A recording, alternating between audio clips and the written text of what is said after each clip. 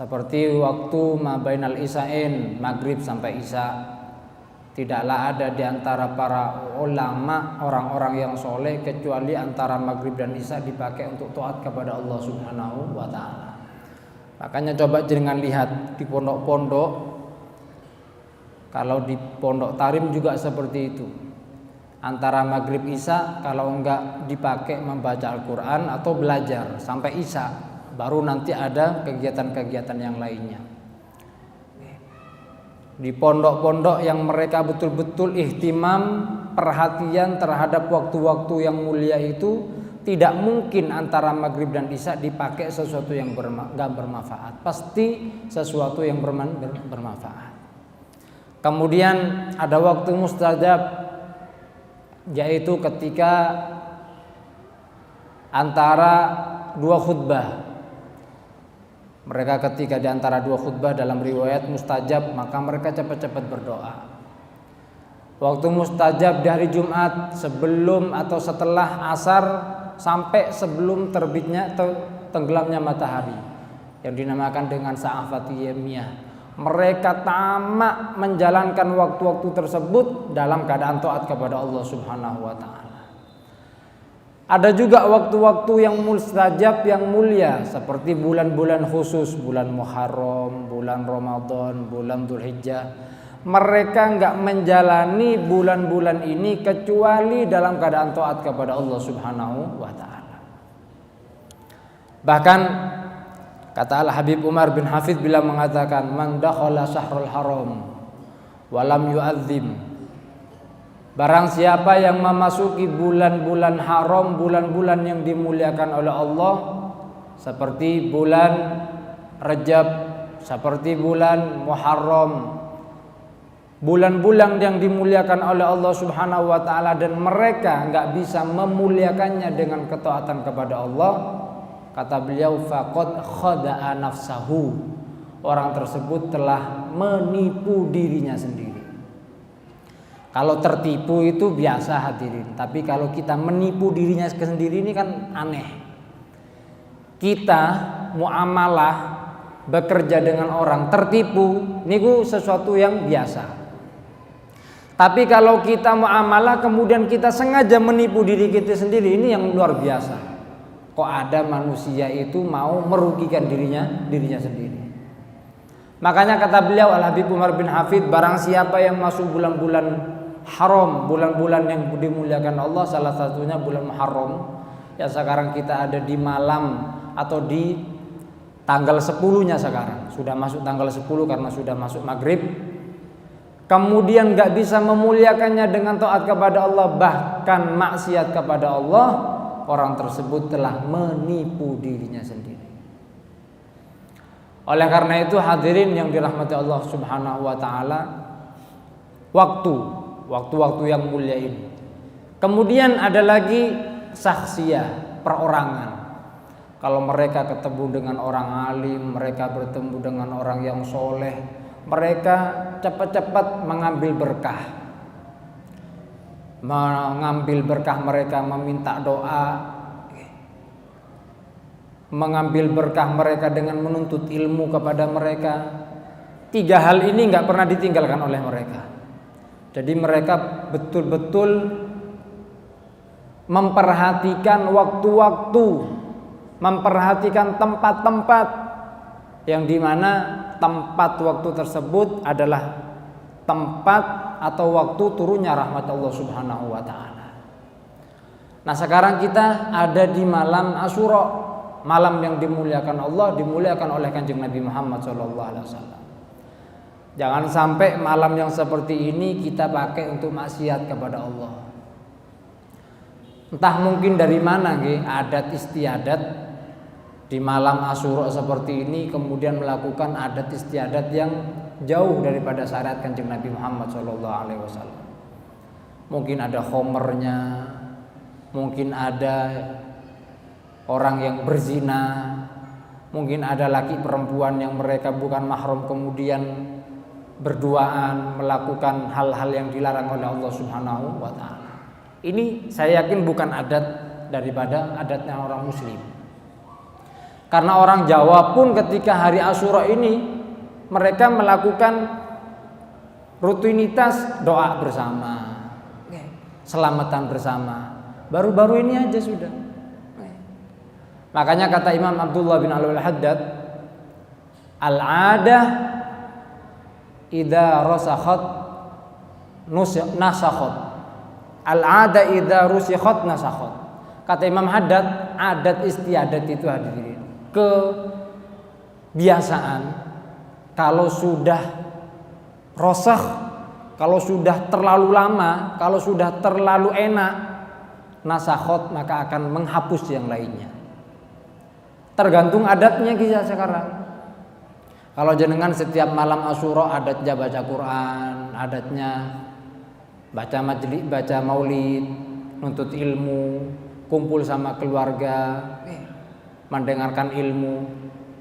Rosakhat itu sudah bertahun-tahun kita lakukan, istiqomah setiap malam Asyura, malam Tasu'a kita ibadah kepada Allah, maka nggak mungkin ada adat yang lain yang bisa menghapus adat kita. Kata Imam Haddad seperti itu. Al-adah idza rasakhat nasakhat.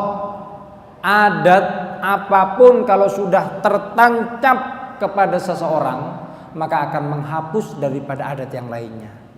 Kalau adatnya kita baik, maka akan hilang adat-adat yang lainnya yang jelek.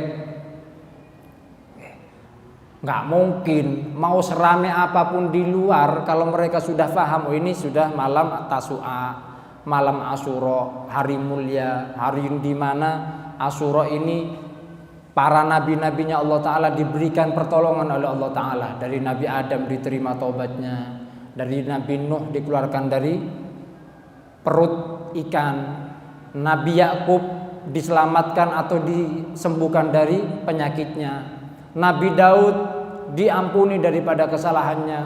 Banyak tanggal 10 ini. Saking mulianya Allah Ta'ala memberikan momen tersebut kepada para nabinya untuk mendapatkan kemenangan. Lah kita sekarang umat Kanjeng Nabi Muhammad, momen-momen yang seperti itu kok dipakai pada hal-hal yang dimurkai oleh Allah Subhanahu wa Ta'ala. Jangan sampai meninggalkan sholat. Makanya adat di luar sana hadirin, kalau kita sudah rosah, kalau sudah tertancap dalam diri kita, mau apapun di luar sana, kalau kita sudah paham bahwasanya ini hari mulia, malam mulia, gak mungkin tergiur kita. Tapi sebaliknya, kalau adatnya kita jelek, setiap tanggal 10 Muharram pasti melakukan hal-hal yang jelek. Apapun itu, maka ada adat yang baik sebaik apapun.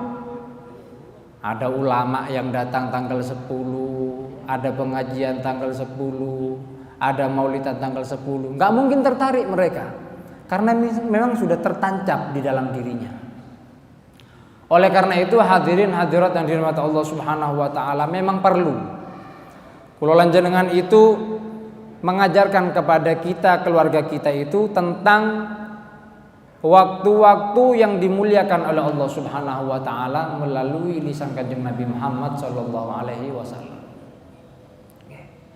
Alhamdulillah, jenengan karena sudah istiqomah setiap Ahad malam Senin ngaji.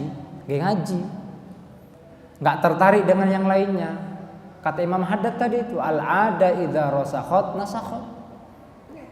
Gak tertarik di luar, walaupun di luar mungkin banyak syahwat, perempuan banyak, aurat dibuka di mana-mana. Kita gak tertarik. Kenapa? Karena sudah kita istiqomah ngaji, istiqomah nuntut ilmu, istiqomah ibadah kepada Allah Subhanahu wa Ta'ala. Oleh karena itu beruntung kalau kita ini dipilih oleh Allah Subhanahu wa Ta'ala menjadi orang-orang yang di dunia ini di dalam dairatul rahmah. Kata Imam Haddad dalam kitab Hikam, beliau mengatakan, al-khalqu ma'al haqqi la yakhlu ahadun minad dairain. Makhluk kula lanjenengan ini hadirin, di dunia ini nggak mungkin lepas dari dua lingkaran ini. Siapapun mereka, mau ulamanya, mau orang awamnya, mau orang yang pejabat nggak punya jabatan, pasti dalam lingkaran ini semuanya.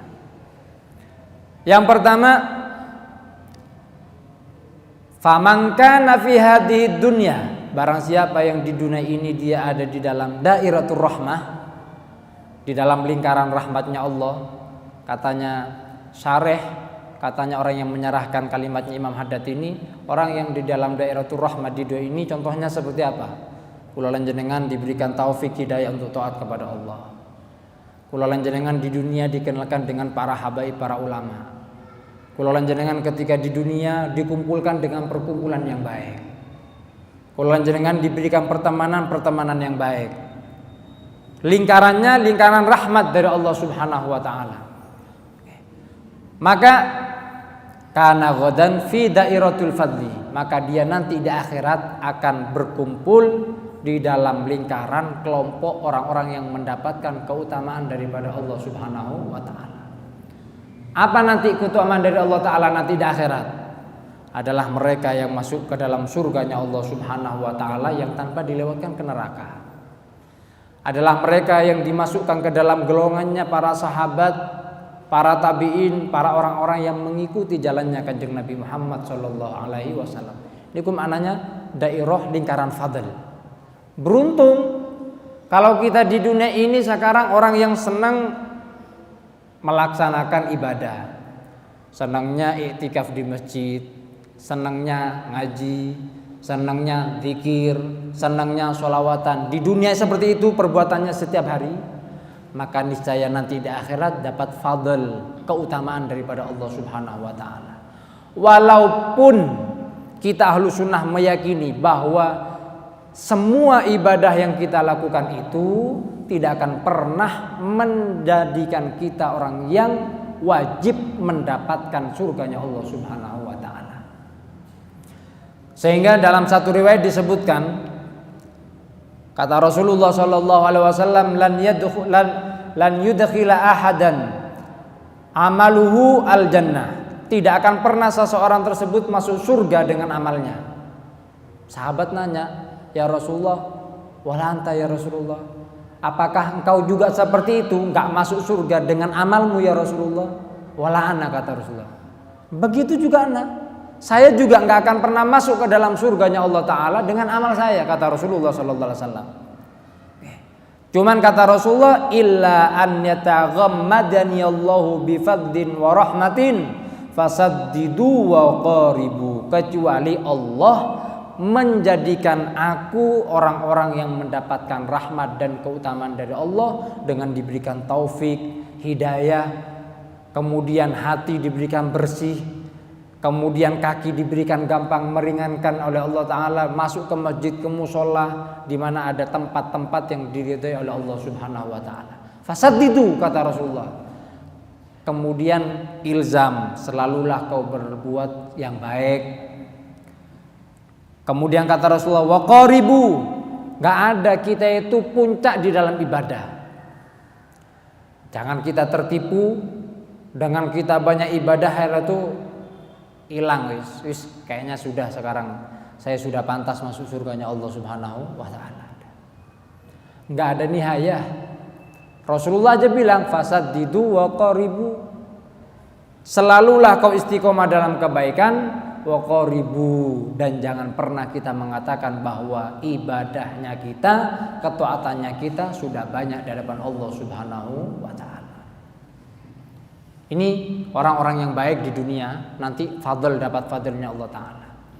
Tapi kata beliau, faman kana fi hadzal yaum, barang siapa yang di dunia ini fi dairatul hikmah, mereka di dalam lingkaran hikmahnya Allah, diberikan musibah, diberikan bala, meninggalkan sholat, perzinahan, khomer, judi, tiap saat, tiap hari seperti itu. Kana ghadan fi dairatul adli, maka nanti setelah hari kiamat orang tersebut ada di dalam adil, sifat adilnya Allah Subhanahu wa taala. Orang yang maksiat nanti dapat sifat adilnya Allah Ta'ala, ya diazab. Orang yang meninggalkan sholat nanti tetap dapat azabnya Allah Subhanahu wa ta'ala. Oleh karena itu besok tanggal 10 yang dalam riwayat Shaumu Asyura yukaffir sana al-madiyah. Dalam riwayat Shaumu Asyura yukaffirud dunub al-am. Puasa Asyura itu menghapus dosa kita yang 1 tahun yang lalu. Kalau kita hitung-hitung hadirin dosa kita 1 tahun yang lalu berapa banyak? Enggak yang matanya kita melihat sesuatu yang diharamkan oleh Allah. Walaupun enggak haram, kadang-kadang kita ini melihat orang dengan pandangan sinis, pandangan merendahkan, sudah dosa. Telinga kita mendengarkan hal-hal yang diharamkan oleh Allah Ta'ala. Lisan kita berapa kali kita menggibai orang, bahkan enggak pernah baca Quran tapi gibahnya tiap hari. Tangan kita berapa kali maksiat kepada Allah. Kaki kita berapa kali maksiat kepada Allah. Kemaluan kita bermaksiat kepada Allah. Dalam hal Al-Quran disebutkan nanti di surga, di neraka ada 7 daripada pintu atau ruangan, kelas, 7 kelas bahasanya. Yang 7 kelas tersebut, 1 kelasnya setiap anggota badan kita yang bermaksiat kepada Allah di dunia. Kalau misalkan mata kita ini banyak maksiat di dunia, nanti dimasukkan ke kelas 1 untuk nyuci matanya kita. Dicuci dulu. Selama dia di dalam hatinya ada keimanan, masuk surga, tapi dicuci dulu. Telinganya dicuci dulu, kakinya dicuci dulu, kemaluannya dicuci dulu. Setiap anggota badan ini dimasukkan ke ruang masing-masing tadi. Kalau sudah bersih, baru masuk ke surganya Allah Ta'ala. Katanya ulama, supaya kita dicucinya nggak di akhirat hadirin, maka cuci dosa kita di dunia. Salah satunya dengan kita berpuasa Asyura tanggal 10 Muharram akan menghapus 1 tahun daripada dosa kita yang telah kita lakukan, baik yang sengaja maupun tidak sengaja. Tanggal 10 besok. Oleh karena itu bagi kita yang mungkin diberikan kesehatan oleh Allah, pekerjaannya enggak repot, enggak berat, jangan sampai ketinggalan. Kan Rasulullah SAW dalam satu riwayat bahwa Rasulullah pernah mengatakan, lain bakaitu ila qabilin, kalau aku diberikan umur panjang oleh Allah Ta'ala sampai tahun depan, la asumanna at-tasi', maka sungguh aku akan berpuasa tanggal 9 Muharram yang tadi itu. Tapi perkataan ini dikatakan oleh Rasulullah SAW tanggal tahun 11 Hijriah di bulan Muharram. Kemudian Rasulullah diberikan panjang umur Safar, kemudian Rabiul Awal. Rasulullah meninggal tanggal 12 Rabiul Awal. Ulama mengatakan hadis ini menandakan bahwa Rasulullah kalau saja panjang umur pasti akan puasa tanggal 9 plus tanggal 10. Ini Rasulullah hadirin. Rasul Nabi yang dunia dan seisinya ini diciptakan untuk Rasulullah, tapi masih mau berpuasa 9 dan 10. Lah kita ini sus banyak dosanya, salahnya banyak, ibadahnya sedikit. Maka mumpung diberikan panjang umur, besok puasa tanggal 10. Tanggal 10 Asyura. Malam ini sunnahnya ulama sepakat untuk ihya'ul lail, menghidupkan malam Asyura dengan ibadah kepada Allah Subhanahu wa taala. Minimal salat maghrib berjamaah, tadi sudah. Salat isya berjamaah, salat subuh berjamaah. Diambil dari hadis Rasulullah sallallahu alaihi wasallam, man shallal isya fi jama'atin faka'annama qama nisfal lail wa man shallal subha fi jama'atin faka'annama qama al-lail kullahu. Orang yang sholat isya berjamaah seakan-akan separuh malamnya dipakai ibadah kepada Allah. Kalau subuh berjamaah seakan-akan semalam suntuk dari ghurub tadi, tenggelamnya matahari sampai terbitnya matahari dihitung ibadah oleh Allah Subhanahu wa taala. Maka malam ini Jangan lupa isanya berjamaah plus subuhnya berjamaah. Kalau bisa memperbanyak zikir, membaca Al-Quran. Alhamdulillah malam ini kita diberikan hidayah oleh Allah Ta'ala untuk nuntut ilmu Kanjeng Nabi. Berarti kita ini termasuk orang-orang yang menghidupkan malam Asyura dengan ibadah taat kepada Allah Subhanahu wa Ta'ala. Jangan dipakai maksiat. Kata ulama minimal lah kalau kita ini nggak bisa taat di malam-malam mulia seperti ini, jangan maksiat kepada Allah Ta'ala. Wis dengan sholat alhamdulillah, habis itu nggak bisa zikir, nggak bisa sholawatan, nggak bisa nuntut ilmu, nggak apa-apa wis. Tapi jangan maksiat kepada Allah. Lah kita ini kan bahasan maaf kebacut. Wis nggak bisa taat, ninggalkan sholat, maksiat lagi di malam-malam mulia, di hari-hari yang dimuliakan oleh Allah Subhanahu wa Ta'ala. Kemudian sunnahnya al-iktihal, pakai celak, afdolnya dengan ismit, jangan pakai spidol. Pakai ismit, nggih, kan Rasulullah sallallahu alaihi wasallam niku selalu pakai ismit, pakai celak. Sunahnya ganjil, ada yang mengatakan ganjilnya di sini 3, di sini 3. Ada yang mengatakan di sini 2, di sini 1. Pakai celak.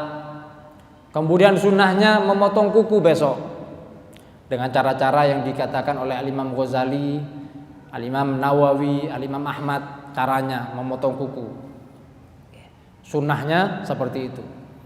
Kemudian mandi, aslinya tadi nih kita mandi. Sunnah untuk bersih-bersih menyambut malam mulia, malam Asyura tanggal 10 Muharram. Kemudian yang paling kuat riwayatnya di tanggal Asyura ini adalah berpuasa sunnah dan tausiul iyal, berpuasa sunnah besok dengan niat tanggal 10 Muharram atau Asyura. Kemudian yang paling kuat lagi apa? Tausiul iyal. Tausiul iyal itu melebihkan daripada jajanan keluarga yang sudah berkeluarga. Yang belum ya minta sama bapaknya nanti. Pulang-pulang minta sama bapaknya, Pak. Biasanya kalau makannya cuma tahu tempe minta ayam. Supaya dalam riwayat disebutkan man wassa'a ala ahlihi yauma Asyura, barang siapa yang melebihkan jajanannya di hari Asyura, ausa'allahu alaihi sairus sanah, maka Allah akan melapangkan, meluaskan rezekinya selama 1 tahun yang akan datang. Ini ibu-ibu yang mendengarkan ini, pulang-pulang nanti kasih tahu suaminya, Pak, besok sunnahnya tausiul iyal, melebihkan jajan. Kalau biasanya jenengan 1 hari 50.000, minta 100.000. Kalau nggak mau suaminya bilang, sampean mau ndak? Kalau 1 tahun ke depan lancar pekerjaannya, kamu pasti jawabnya mau. Maka kasih yang banyak yang sudah berkeluarga. Ajak keluarganya melakukan hal-hal yang menyenangkan. Yang penting jangan maksiat. Menyenangkan nonton bantengan ya enggak, Pak. Menyenangkan itu kemana gitu. Makanya dalam riwayat yang lain, dalam tanggal 10 ini diajak ziarah ke orang alim, orang-orang soleh. Kalau misalkan nggak ada orang yang soleh yang masih hidup, jenengan ajak ziarah ke wali sana di Malang itu, Imamen itu, Imam Habib Abdullah sama Habib Abdul Qadir. Kalau nggak ada orang yang alim yang masih hidup sama yang meninggal, ajak mereka, ajarkan kepada keluarga kita bahwasanya hari ini tanggal 10 Asyura ini sunnahnya seperti ini, mandi, tausiul iyal, baca Quran, ngaji. Nanti tahun depan seperti itu lagi. Kalau bisa setiap tahun, sampai kapan? Sampai mereka balik, sampai mereka roseh dalam dirinya bahwasanya tanggal 10 ini adalah tanggal yang dimuliakan oleh Allah, dimuliakan oleh Kanjeng Nabi Muhammad SAW. Nanti ilat-ilat ketika kita meninggal, punya anak yang seperti itu enak, tiap tanggal 10 pasti dapat kiriman. Anaknya ziarah kepada orang alim, anaknya ngaji, anaknya ziarah kubur, anaknya khatmil Quran. Kita dapat. Tapi tiap tanggal 10 dipakai bantengan terus. Mendem, judi. Masya Allah. Coba yang di luar tadi masuk ke masjid, nggak muat nih ke Masjid An-Nur ini, Pak. Saya ke sini nek sepeda motor lewat gang-gang, semuanya gang itu ada parkirannya sepeda motor. Subhanallah. Saya nggak tahu apalagi di luar tadi nih, di gang-gang nih loh. Semuanya dipakai parkirannya motor tadi orang. Subhanallah. Antusiasnya luar biasa.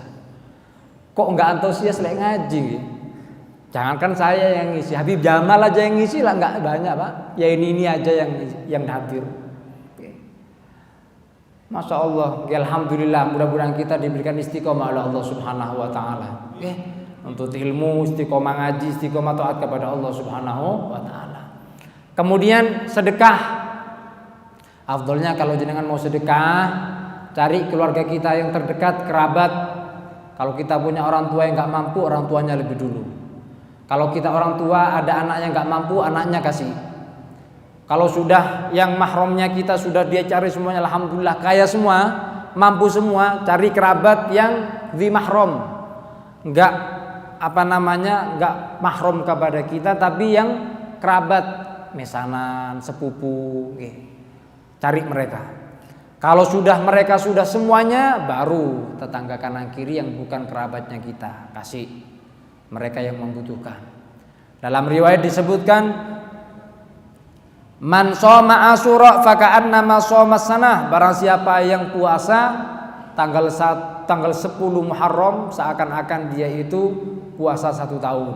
Dalam riwayat yang lain, wa man tasaddaqa fi kana kasadaqatis sanah. Barang siapa yang sedekah tanggal 10 Muharram dengan sedekah yang baik, enggak diungkit-ungkit, enggak menyakiti.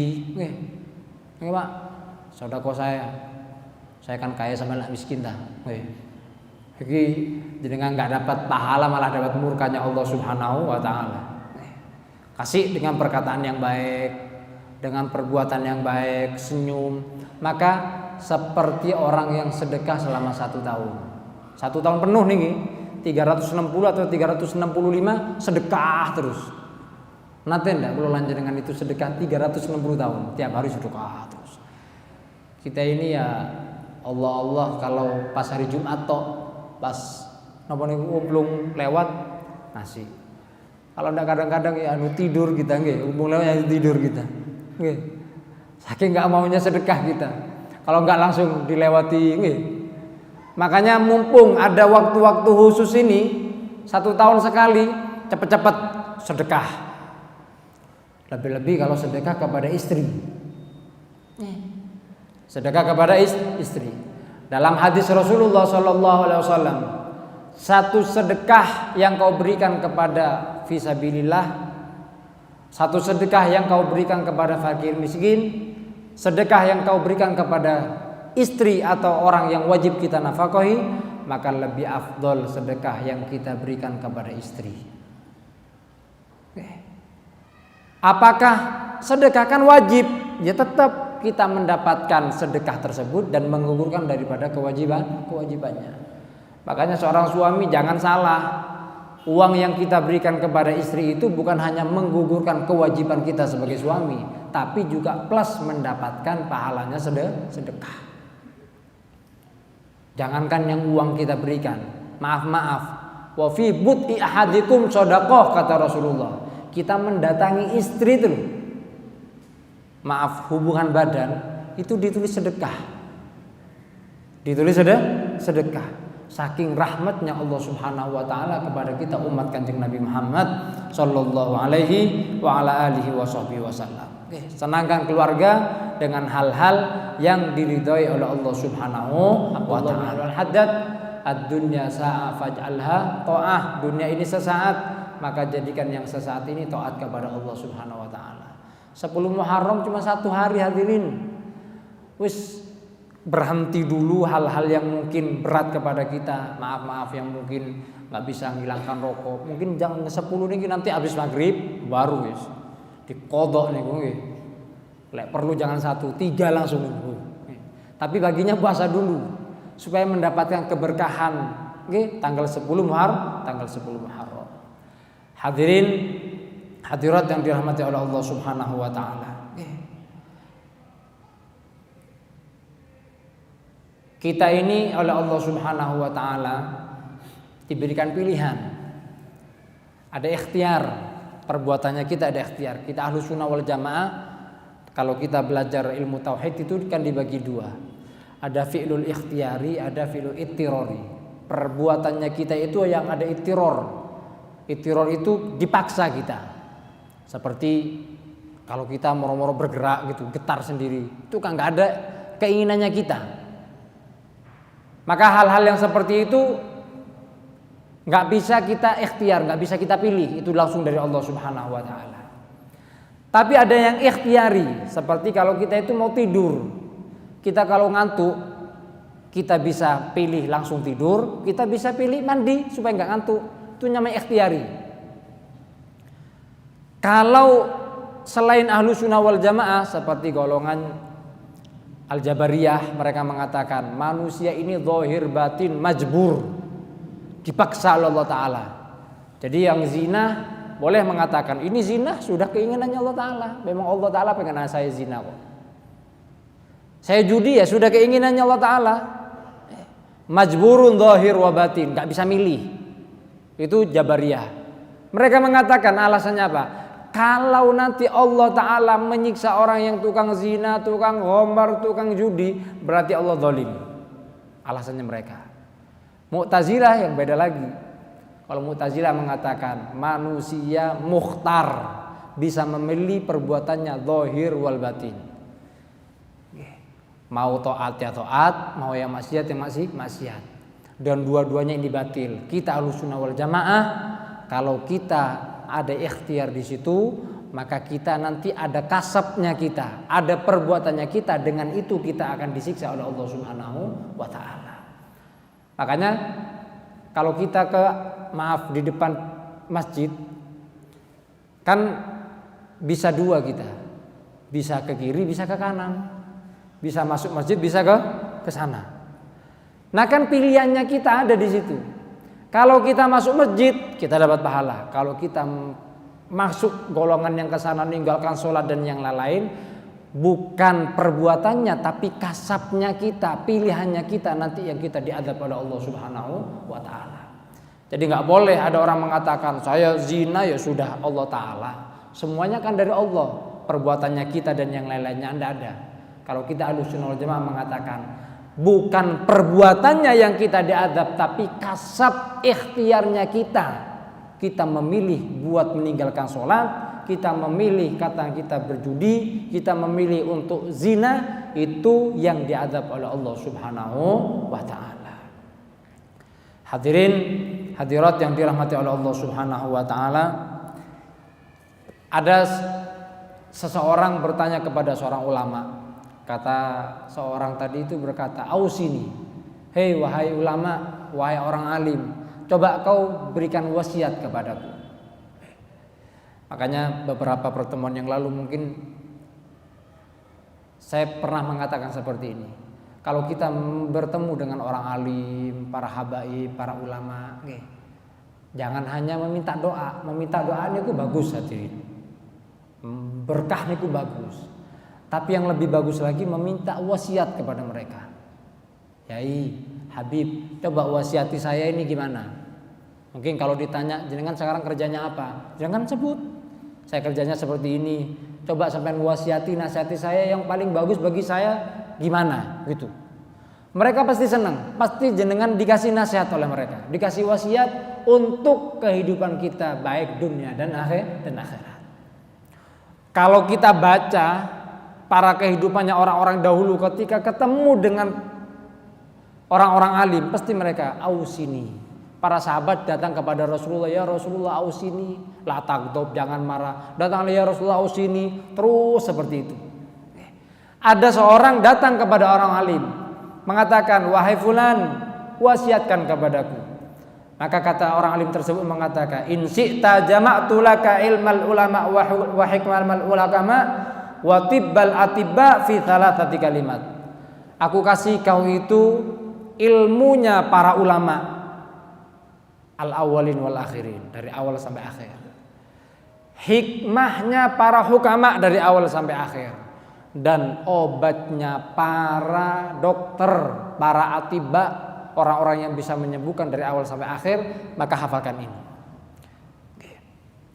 Kata beliau yang pertama, ama ilmul ulama fa idza su'ilta amma la ta'lam faqul la a'lam. Yang pertama, kalau kita mau jadi orang yang alim, mendapatkan ilmunya orang alim dari awal sampai akhir, jika kau ditanya oleh seseorang tentang satu permasalahan dan kau gak paham mau menjawab apa, maka katakan la a'lam, saya gak paham.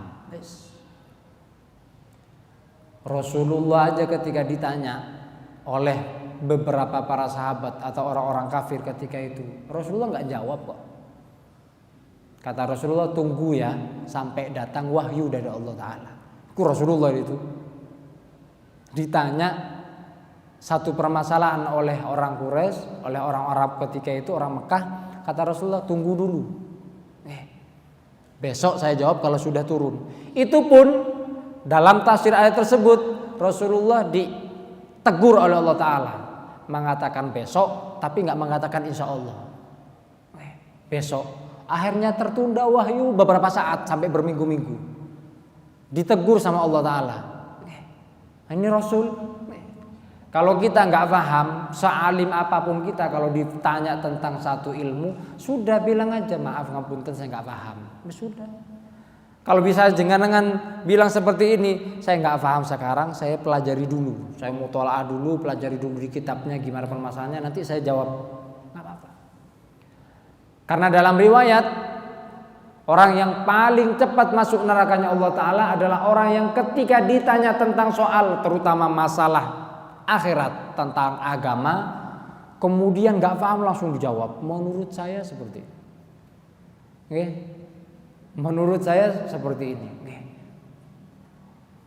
Hemat saya, pakai hemat saya boros dengan. Oke. Sudah bilang la'alam.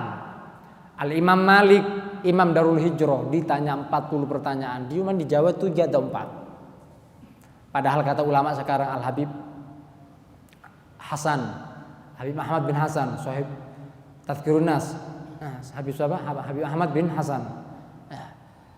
Beliau mengatakan, setelah diteliti pertanyaan yang diajukan kepada Imam Malik tersebut, 40 atau beberapa tersebut, itu pertanyaannya gampang, remeh.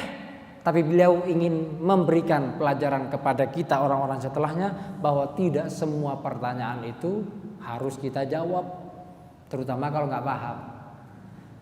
Yang lebih parah lagi, ditanyakan suatu masalah, kemudian gambarannya aja nggak paham. Oke? Gambarannya nggak paham, habis itu langsung jawab, oh boleh, nggak apa-apa wis, halal, yang penting jangan banyak-banyak. Gambarannya aja nggak paham tapi langsung jawab, ya ini nggak bisa jadi orang alim ini. Kata beliau, kalau kau ditanya tentang satu perkataan atau satu persoalan yang kau nggak paham, jawab aja la alam. Kata ulama, la alam nisul ilim. Kalimat la alam, saya nggak paham, saya nggak ngerti, saya nggak tahu jawabannya, itu nisful ilim, setengah separuh daripada ilmu. Nah, orang sekarang kan nggak mau, kalau nggak jawab kan izin pak, apalagi masuk televisi, ditanya sama orang, Ustaz, gimana hukumnya, langsung dijawab, aja nggak paham, izin dah, kalian nggak jawab masuk televisi gimana, besok nggak usah diundang lagi besok. Memang sulit kalimat la alam ini, hanya bagi orang-orang yang betul-betul diberikan taufik hidayah oleh Allah yang bisa mengatakan la alam ketika mereka ditanya tentang agama dan tidak bisa menjawab. Kemudian yang kedua, kata beliau, wa amma hikamul hukama fa idza kunta jalisa qaumin fakun askatahum. Kalau kau ingin mendapatkan hikmahnya para hukama, orang-orang yang ahlul hikmah, jika kau duduk di antara mereka, jadilah orang yang paling diam di antara mereka. Maknanya, didengarkan aja. Jangan banyak ngomong kita. Lebih-lebih kalau kita masih muda, secerdas apapun. Kecuali kalau sudah ada izin, alhamdulillah saya dapat izin nih, Pak. Dari Habib Jamal nih. Kecuali kalau dapat izin, tapi kalau belum enggak. Ada cerita disebutkan, saya mendengarnya dari Habib Umar ketika beliau roha. Pernah di daerah Hadramut itu berkumpul para orang alim, para wali, orang-orang yang sudah tua-tua dan di situ ada orang alim juga tapi masih muda. Ketika ada permasalahan, biasa kan orang yang masih muda itu masih haroroh, masih pengen menunjukkan kalau dia itu pintar, alim. Kemudian pengen ngacung, pengen ngomong, ini loh jawabannya. Sama yang tua dibilang gini, hei ya walad, anak, wahai anakku, sudah. Walaupun kau pintar, lebih pintar dari ini semua yang lebih tua ini, bukan sekarang waktunya kau itu ngomong. Sekarang waktunya kau mendengarkan, ngambil hikmah dari mereka. Kau cerdas, kau pintar, hafalannya lebih banyak dari mereka, hadisnya ribuan dari mereka, hafal Quran, hafal fikih ini dan ini. Diam. Bukan waktunya sekarang kau ngomong, tapi dengarkan yang tua-tua dulu. Adab. Makanya kata beliau, kalau kita ingin mendapatkan hikmah daripada ahlul hikmah, kalau kau duduk di antara kaum orang-orang yang terpandang, jadilah orang yang paling diam. Sebagaimana ulama mengatakan, as-sukutu zainun lil alim wasatrun lil jahil. Orang banyak diam itu hadirin hiasan bagi orang yang alim. Orang alim kalau banyak diamnya, masya Allah, keluar satu baru hikmah yang keluar. Orang alim seperti itu. Kan Rasulullah SAW seperti itu. Gak banyak ngomong, tapi ketika ngomong hadis keluar, hikmah keluar, ilmu keluar. Sebagian ulama-ulamanya kita, guru-guru kita seperti itu, diam banyak. Nanti kalau ditanya baru ngomong. Ngomongnya ini langsung hikmah, ibarat, kemudian ilmu yang keluar. Tapi yang banyak ngomong sudah. Yang keluar itu cuman sesuatu yang gak bermanfaat. Fa in asabu kunta min jumlatihim wa in akhtau salimta min khotoihim. Kata beliau, kalau kau betul omonganmu, atau kalau mereka betul di dalam kumpulan tersebut, kau termasuk orang-orang yang betul di antara mereka. Tapi kalau mereka salah di dalam omongannya, kau akan selamat daripada kesalahannya mereka. Jadi kalau kumpul itu jangan banyak omong, denger hikmah.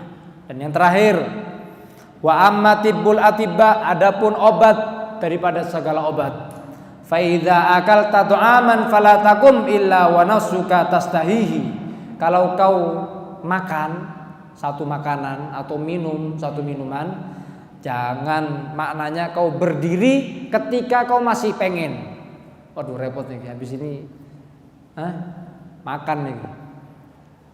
Kalau kita makan disuruh cepat-cepat berdiri, sedangkan dalam diri kita ingin nambah yang banyak. Obat daripada segala obat. Tapi kalau kita makan, habis itu makan lagi, kan sumbernya penyakit dari perut ini. Makanya orang yang sakit kan nggak boleh makan yang manis-manis, nggak boleh makan yang pedas-pedas. Karena apa? Ya ini tadi.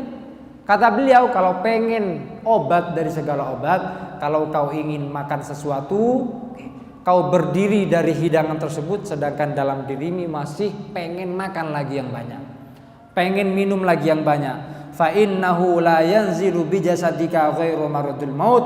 Kata beliau, tidaklah nanti kau mendapatkan penyakit kecuali penyakit yang mengantarkanmu kepada kematian.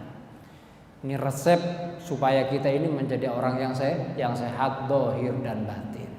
Hadirin hadirat yang dirahmati Allah Subhanahu wa taala, monggo saya ingatkan lagi, besok kita berpuasa tanggal 10 Muharram, ingatkan istri, anak semuanya agar mereka sama-sama mendapatkan keberkahan daripada hari Asyura ini, dan kita termasuk orang-orang yang menghidupkan malam Asyura, malam yang dimuliakan oleh Allah Subhanahu wa taala, dimuliakan oleh Kanjeng Nabi Muhammad sallallahu alaihi wasallam. Amin ya rabbal alamin. Semoga ilmu ini menjadi ilmu yang bermanfaat dunia dan akhirat.